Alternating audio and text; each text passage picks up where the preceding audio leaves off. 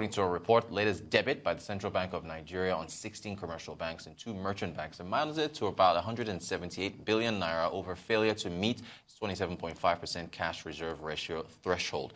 Top director in a Tier 2 bank exclusively disclosed to our sister organization this day that the Apex Bank every week debits banks and merchant banks for not meeting that 27.5% threshold. And joining us to talk all things banking is Arise business analyst Chika Nbonyi. Chika, good morning to you. Hi, how are you today? Fine, thank you, sir. Very Christmas season, eh? How many days more? No, very few, sir. So, Chika, this is something you have touched on extensively. CRR. Yeah, you know, the thing about economic tools. Yes. Sometimes that, trying to solve one problem, you create another problem. The CRR, cash reserve ratio, is a monetary policy tool used by central bank of every country, including Nigeria in this case, to manage money supply. Yes. So when there's a lot of money in the system, the central bank increases the cash reserve ratio. As I said before, it's like a bank goes out and gets 100 naira into the banking system. And so the CRR is 10%. The bank is allowed only to play around with 90 naira. And CBN terrorizes 10 naira. Yeah.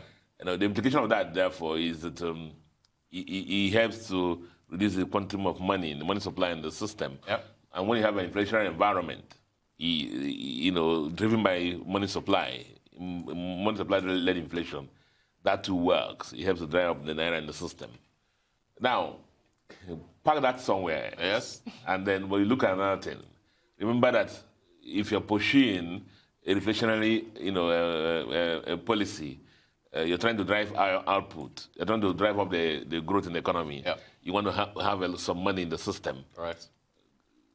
There's another tool used by Central Bank of Nigeria, which is a loan-to-deposit ratio. Okay. Basically, it's encouraging banks that they will put a certain part of their deposit into loans. Right. Now, the other one is what? Drying up the money they have. Yes. This one is saying you need to put more money in loans. It's too... So you can imagine, they're 180 degrees apart. Yeah. And conflicting sometimes. And so that's the thing about this policy. But it's worked more. In Nigeria now, it's for every 100 naira that the banks bring in, 27.5 naira is sterilized. The central bank doesn't pay the banks any interest on that 7.5 naira. Right. So whereas the banks pay interest to depositors on 100 naira, yes, the 7.5 naira is put in CBN no interest. They only can play around the 72.5 naira. And it impacts their profitability. Okay. And then you can understand why the shareholder association of Nigeria is also crying. Yes. Because if some work has been done and said that the quantum of, between the amount of cash reserve ratio sterilized in central banks between 10 and anywhere between 10 and 12 trillion naira. Yeah. If at the TV rate of 5%, for the last year, for example, about more than 400 billion would have been added to bank profits. Gotcha. And then look at another thing. If you look at the CBN window, where banks rush to when they have short-term liquidity, you find they went there more. Meanwhile, if you look at the CBN balance sheet, they have a lot of cash in CBN. So you can see how all those are conflicting with each other. Yeah. But the bigger picture is that you use that tool to manage inflation down, dry up money supply, so that especially inflation that is led by money supply, especially when Central Bank was pushing the economic stability plan, where they're pouring money into the system. Yes. It has the iron exchange rate too. Right, correct. Because you have too much naira, pushing the few dollars will have, exchange rate could go to the roof. Exactly. So where it is not managed, we may have hyperinflation. Where it's managed, the economy struggles. And so it's a delicate balancing act. They have to do each time. Not an easy job. Not an easy job, yeah. Can they be convinced to reduce CRR sometime in the future? When inflation comes to single digits, I have a feeling that they should be able to do that. Gotcha. But as of now, the inflation is just still, coming downwards.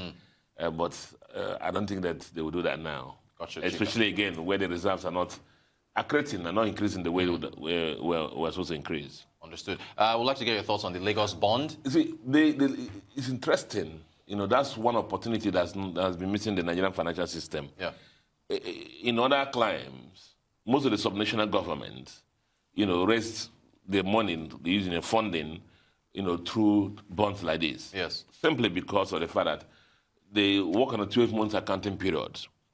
Look at the typical the roads projects we have.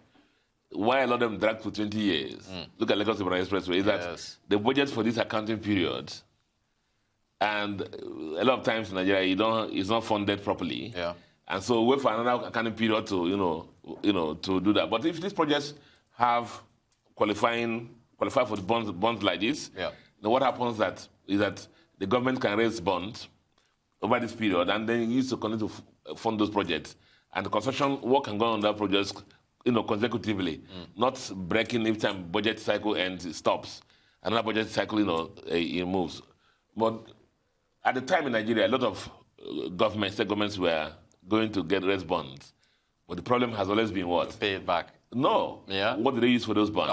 Okay. Productivity. But utilization of those bonds. Right. Because there supposed to be austere conditions on the utilization of the process of those bonds. But a lot of times there were a lot of leakages, and the bonds are not being used for what they were meant for. Otherwise, you would have seen the project, our landscape littered with infrastructure. Infrastructure projects, but a lot of them have been done. So when the state governments found a way of tripping the money into their regular cash flow, and the money disappearing. And then successive governments, they carry that debt because they have an ISPO against the FAC allocation of the state government to draw down repay those bonds. It's always an ISPO, so they must always repay it. So you find the state subsequently losing money, liquidity from ISPOs, irrevocable standing payment orders. That's what the ISPO means. Thank you for that for our viewers. For our viewers, drawn straight from FAC allocation. But there's no benefit to the states because the monies are not being used for what they're meant for. Right. But this is a veritable tool for organized state governments to raise money, like Lagos has done. So it's encouraging. Very encouraging for projects. Yeah. It's not only state government, even local government, municipal governments abroad raise funds like their municipal bonds. Yes. If they have major bridge projects, they can raise the money. Markets, they can raise the money specifically for those markets, build the projects, toll, collect fees, and pay back those bonds. That's how they raise money, and so the project can just complete, not based on budget cycles. Right. It doesn't complete. And that's why I see projects drag and stop. Yes. Arise business analyst Chika and Chika, thank you so much for joining us. Thanks a lot. Appreciate your time. You're watching the Global Business Report here on Arise News.